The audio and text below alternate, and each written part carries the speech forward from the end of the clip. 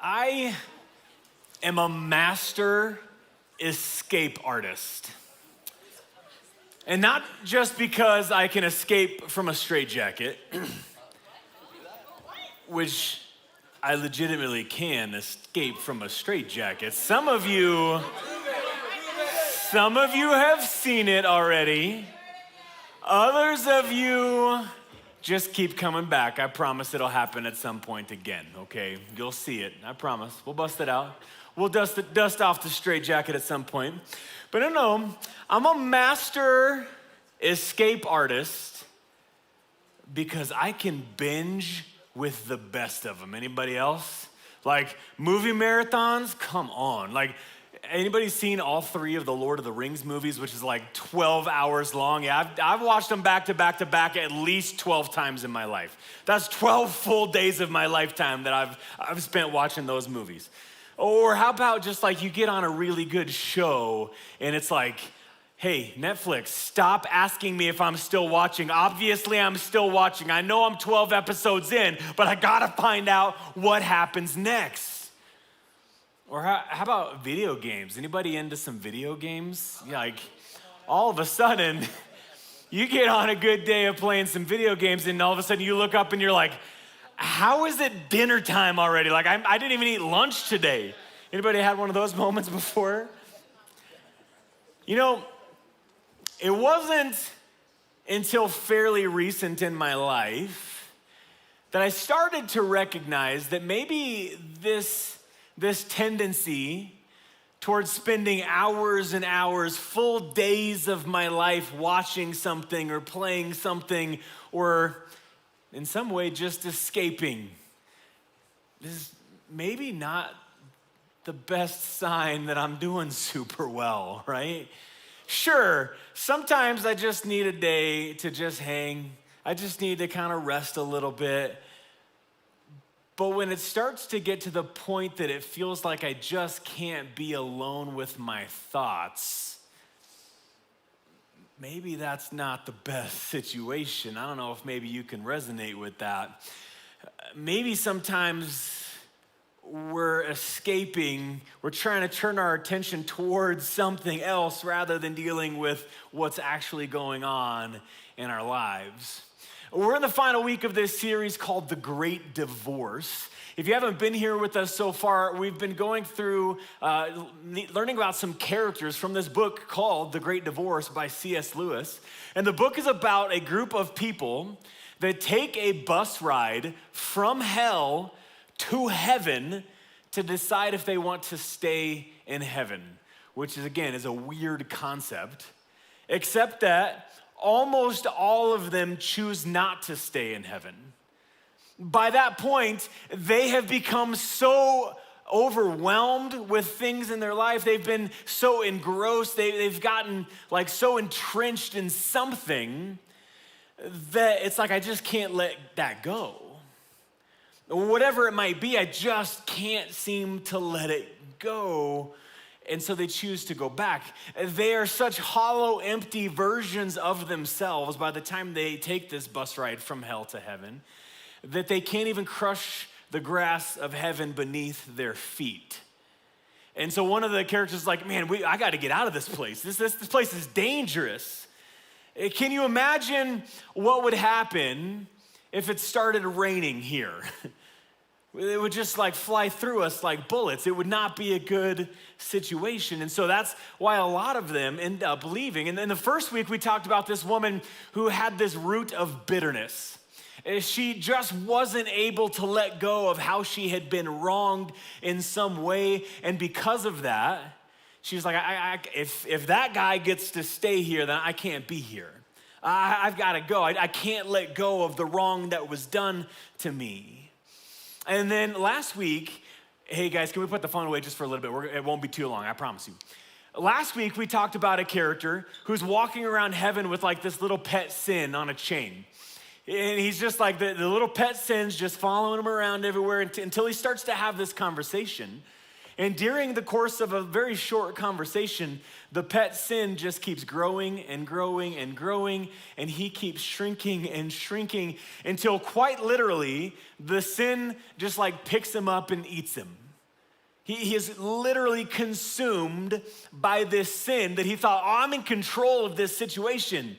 I'm in control of it. It's on the chain. It's following me around. He was in control until just suddenly he wasn't anymore. And we talked about the things in our lives, like this slippery slope of sin, that it feels like we're totally in control until we're just not.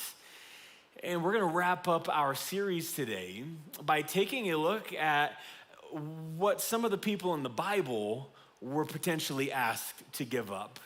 In fact, 12 guys in particular, the disciples of Jesus, were asked to, hey, come follow me. Jesus said, come follow me, leave behind everything. And several of them quite literally leave behind their entire well-being. Some of them leave their fishing boats, which is how they lived.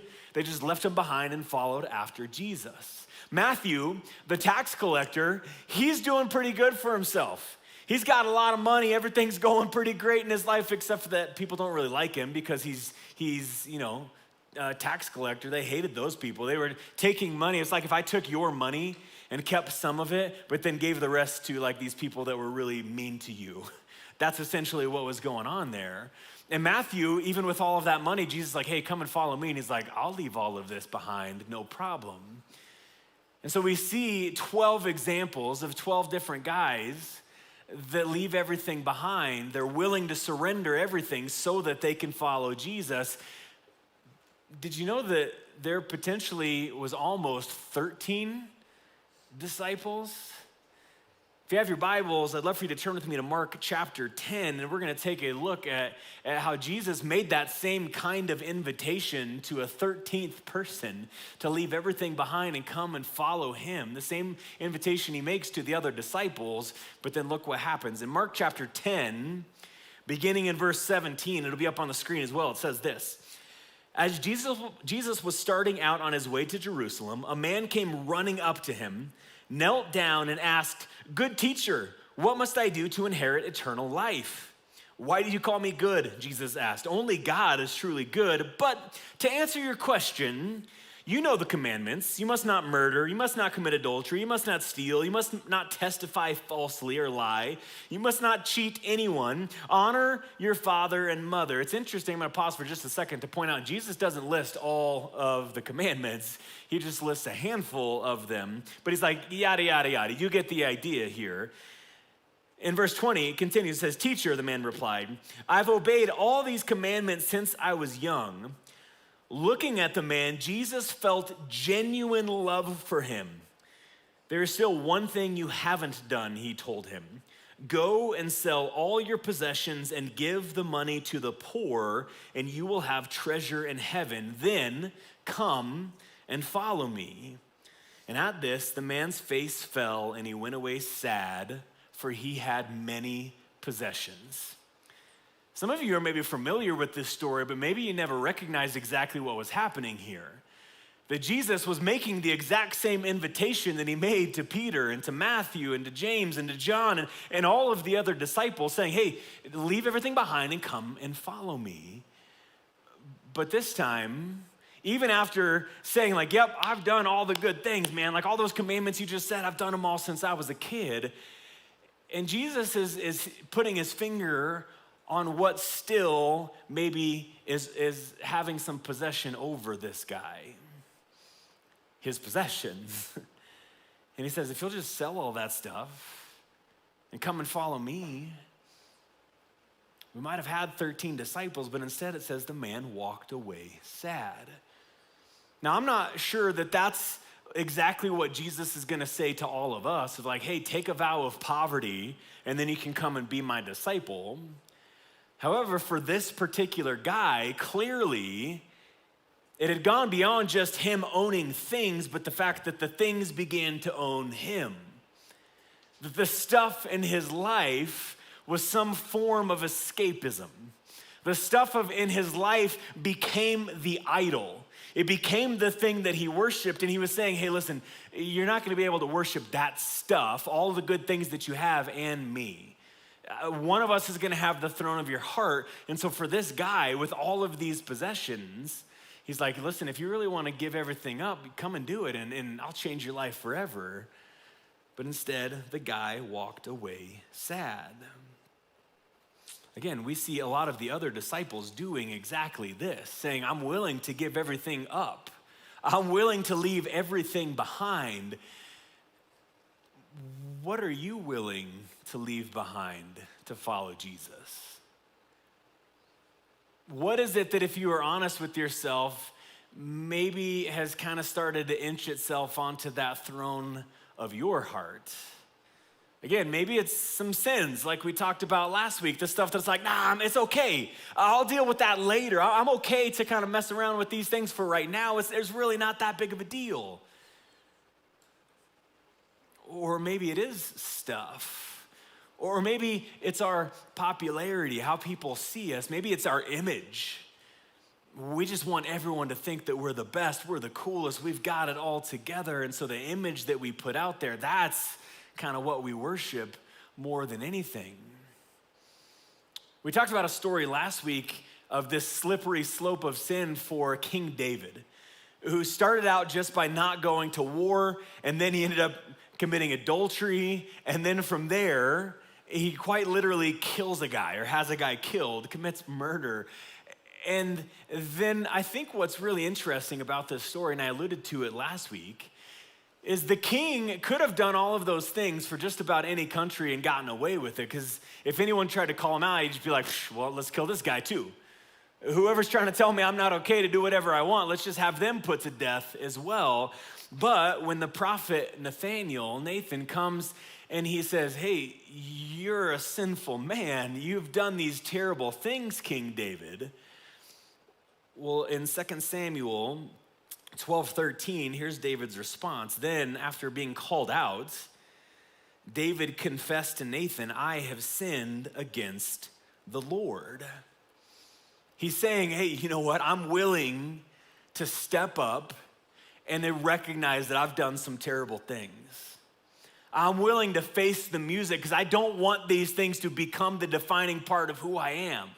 I don't want to keep walking down that path towards destruction. It's already led to some terrible things. I don't want that to be the road that I continue to walk down. And so when he's confronted with those sins, he's like, you're right. I have sinned against God. There's a final character that we're going to take a look at from this book, The Great Divorce, that he is walking around heaven. Again, this is a guy that's come from hell to heaven, decide if he wants to stay. He's walking around heaven with this little like red lizard on his shoulder. And every conversation that he has with someone, the red lizard is like just constantly whispering into his ear. And it's like he can't see anything except through the lens of what this lizard is saying to him constantly, representing this sin in his life. They never actually say what it is, and yet through the language that is being used within the book, it seems to clearly be pointing towards the issue of lust in particular. And so this thing is like whispering into his ear constantly of like, hey, yeah, it doesn't actually ever say what is going on, but it's like he can't have a conversation without this happening like in his ear, in the back of his mind. It's shaping everything around him until finally this like angelic figure that he's talking to is like, I can remove that for you if you want me to. You don't have to keep struggling with that thing. You don't have to let that thing keep whispering into your life. I can remove it for you. And they go back and forth for a long time. And he's like, no, listen, it's not that big of a deal. It's fine. Like I've got it under control, similar to the guy with the pet sin. But it just keeps whispering into his ear until finally he's like, okay, fine. I'm done with this thing. You can take it from me. And so this angel literally grabs the thing off of his shoulder and starts to pull. But as it gets closer to him to grab this lizard, it starts to burn the guy. And he's like, you're killing me. This is too painful. This process of you removing it from my life, I don't know if I'm gonna survive this thing.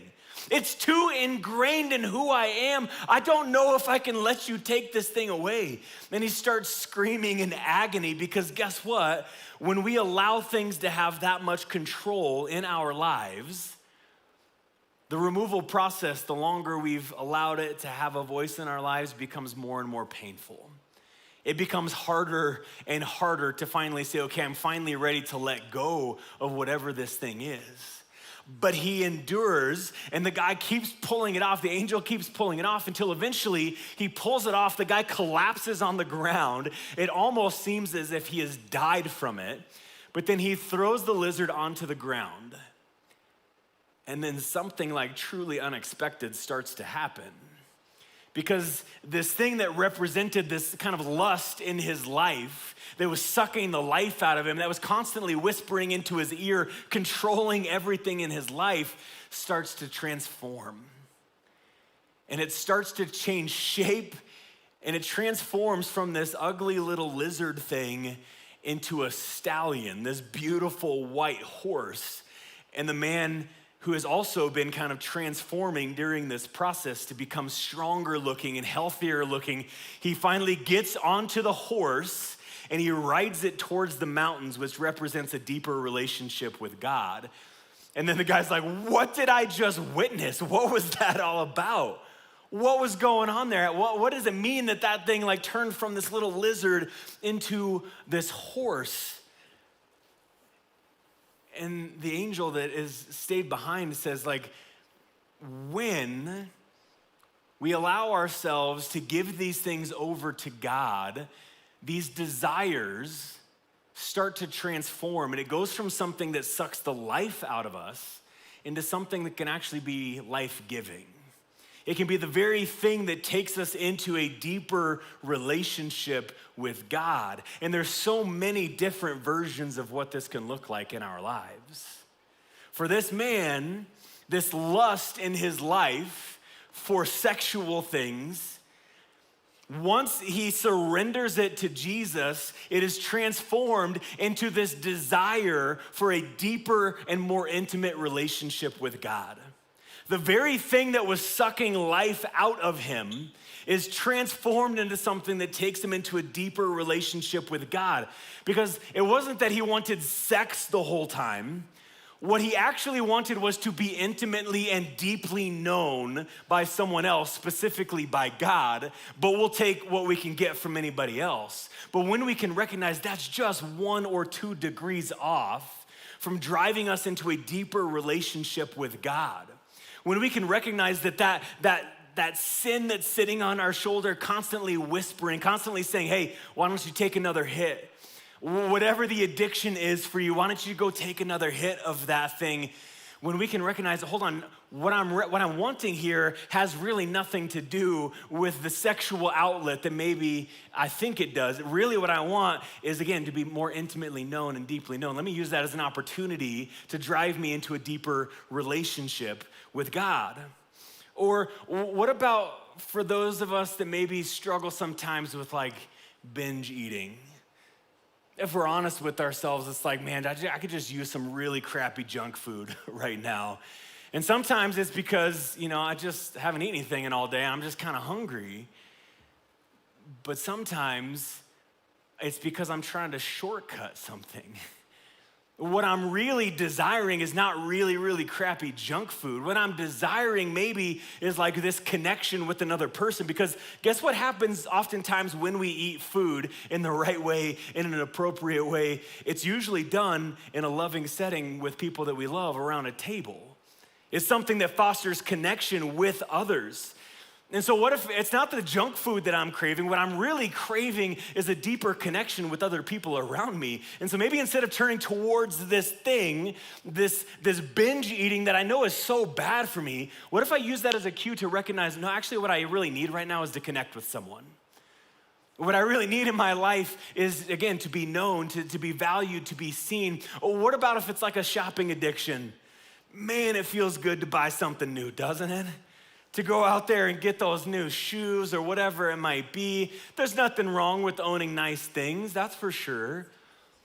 But when we start to turn toward that, when it's like I just have to constantly have the newest thing, the best thing, maybe it has nothing to do with the possessions, and maybe it has everything to do with the fact that you're not feeling very valued or valuable. And so maybe if I just buy things that are valuable, it will make me feel valuable. Maybe if I have things of value, I will think that I have value. It's only a degree or 2 off that the enemy tries to take us down a road that is so incredibly unhealthy for us? What about for you if it's people pleasing? I just want to make everyone around me happy. Again, maybe it's just, no, I just want people to like me. I just want to feel loved, and so I'll do whatever you want me to do so that you'll give me the love back that I think that I want or need in return. When actually all it is I just, again, I want to feel like people around me care. And I want to serve others. I want to show people how much that I love them, but maybe I can start to recognize I don't have to earn anything. God, in fact, tells us that we can't earn his love. It's given to us freely. There are so many instances. I started out with talking about like binge watching. Recognizing that actually there's probably something going on in my life right now that I need to pay attention to, but it's so much easier to just turn my attention towards something else. To just numb out, to act like everything is fine. People do the exact same thing with drugs, with alcohol, with sex. There's so many different versions of what it could look like. But when we recognize these things, when we recognize that, hey, I think that might have a little bit of control over my life. I can't have a conversation with someone else without that thing whispering in my ear. Or without that constant desire to go back to whatever my hit of choice might be. It might be a painful process, but I promise you, if we can learn to surrender those things to Jesus, I've seen it happen in my own life where the thing that was sucking the life out of me became the healthy version that it was always designed to be, and actually took me into a deeper relationship with my wife, with my family, with my friends, with God. Our main thought for the day, I would encourage you to write this down as a reminder as we take some time to think about what this might look like, is this: don't let shortcuts short circuit your desires. Don't let shortcuts short circuit your desires. Again, a desire for connection, a desire to be intimately known. The shortcut version of that is just have sex with someone. The shortcut version of that is let me just try to people please people all around me. Maybe that'll give me what I want. The shortcut version of that is let me go on a shopping spree because maybe that'll help me to feel a little bit better. The shortcut version of that is let me binge eat, whatever it might be. But when we let shortcuts short circuit the desire, I promise you, you will always end up feeling emptier and worse off as a result of turning to the wrong thing. I've seen it happen over and over again in my life. I've seen it happen in the lives of people all around me. And so instead of short-cutting, therefore short-circuiting those desires, what if we use those as opportunities to drive us into a deeper relationship with God? What if we learned to recognize what's actually going on within us and turn towards the thing that we actually need, not the thing that we think that we want in any given moment? Imagine what a relationship with God would look like if we had those kinds of cues constantly throughout our day. Don't let shortcuts short circuit your desires. Friends, ultimately, what I would hate is for any of us to get to this place in our lives where we thought all along, I'm in control, everything's fine, no, I'm not worried. And then to suddenly find ourselves in this place where like almost all of these characters in the book, they decide that heaven actually is this threatening place. The presence of God is actually this threatening thing, when all along, if we could just surrender those things, again, it would become this beautiful stallion that would take us into a deeper relationship with God.